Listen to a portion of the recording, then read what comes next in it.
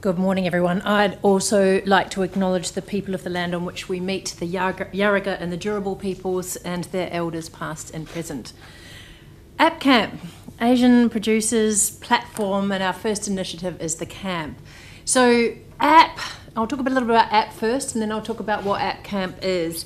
APP really arose out of friendship. So it arose out of a group of people who've known each other for, in some instances, I think up to 15 years, from 4 different countries, from Korea, Japan, Taiwan, and Australia.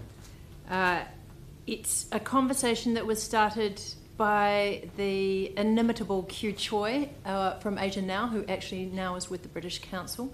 And Q knew us all. We all knew each other in varying ways, but Q actually knew everyone because he is a networker par excellence.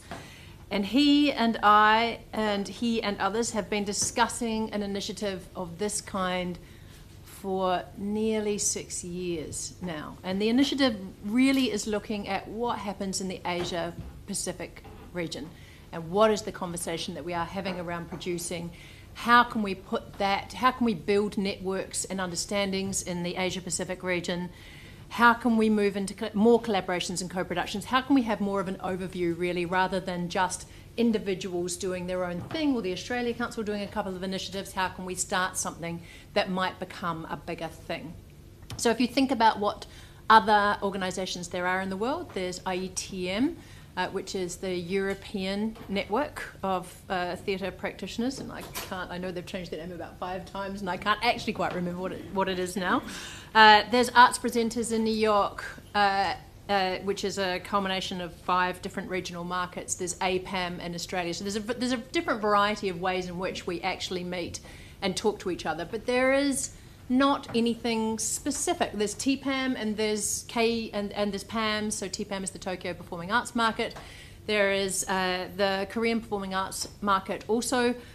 There's a New Zealand Performing Arts Market, but there isn't a kind of a forum in which we can meet as producers and have a conversation. So our idea was to start something called APP, which is the Asian Producers Platform. And our first initiative of that was APPCamp. The Asian Producers Platform Camp.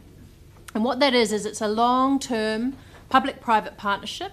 It's designed to create a strongly linked network of independent producers who can work effectively across the Asian region, sharing and developing artistic works, skills, and cultural practices.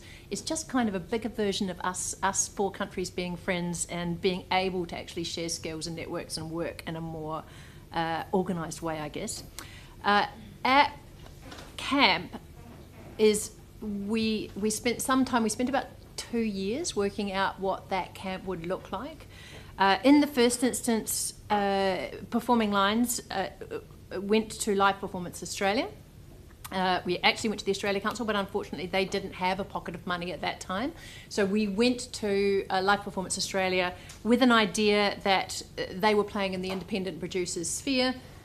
Performing Lines, as you all know, is an independent producer of around about 34 years standing. We were driving the Australian partnership part of this camp, but in each country there is a public-private partnership. So in this instance, Live Performance Australia is the public part of the public-private partnership. We got together, we had no money, but Live Performance Australia very kindly took the $10,000 that they had for independent producers. And Suzanne Daly, who was at Live Performance Australia, and I at the time ran around and found a little bit of extra money from some of the posts, in particular the Korean, the Australian embassy in Korea, to invest in the first APPCamp. The Australia Council very kindly actually funded the first meeting that we all had, so we all went into Korea to discuss how we, and you are funding Taiwan, yeah. Yes, I'm getting on to Taiwan. Don't worry, Rosie, I won't forget. So the first meeting we all had was in Korea, where all 4 countries sat down and the organisers all met. And the organisers are the public-private from each of the countries. So it's the Steering Committee for the Producer in South Korea, which is a combination of Asia Now and the Korean Arts Council. The Performing Arts Alliance in Taiwan. OMPAM, which is the Open Network for Performing Arts Management in Japan. And Performing Lines and Live Performance Australia from Australia.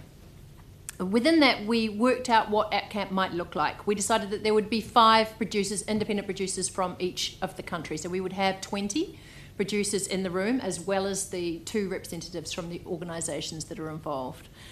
We also then decided we'd have a little bit more room than that, because Korea funds the arts extremely well, and they knew roughly how much money and investment they would be able to get. So we did an open call out to other Asian countries, and we had around about 9 other countries involved sending representatives. So in the end, there were around about 48 of us in Korea when we met for the first year. So I should say that APPCamp is designed to take place across 4 years. And the 5 producers from each country, plus the other extra open call people, meet in that country. So Korea is the first year, Taiwan is the second, Japan is the third, and we culminate in Australia in 2017 for a week.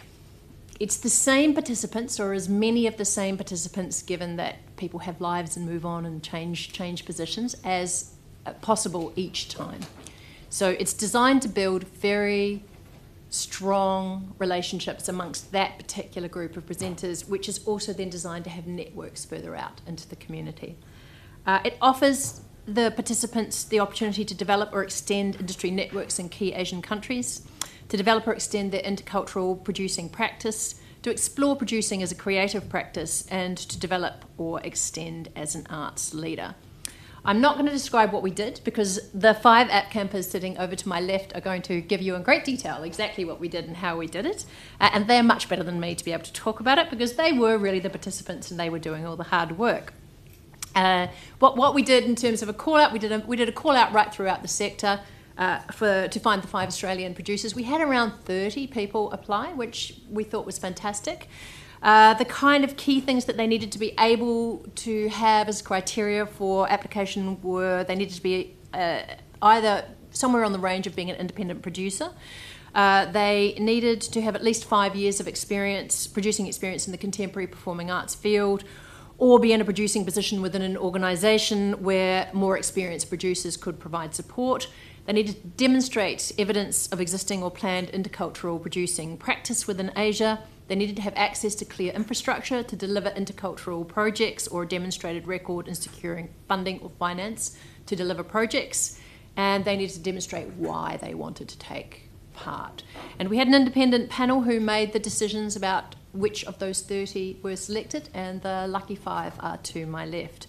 We also, Suzanne and I, decided at that point in time that we would try to spread as much information as we could about APPCamp throughout Australia.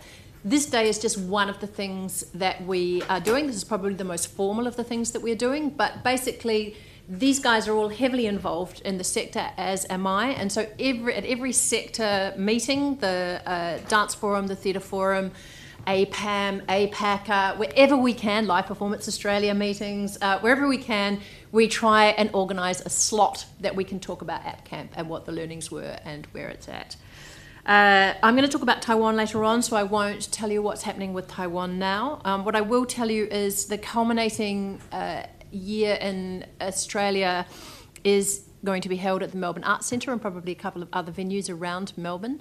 And our partners in that are confirmed to date are the Arts Centre Melbourne, which is fantastic. And Kate will explain why that is later on this afternoon.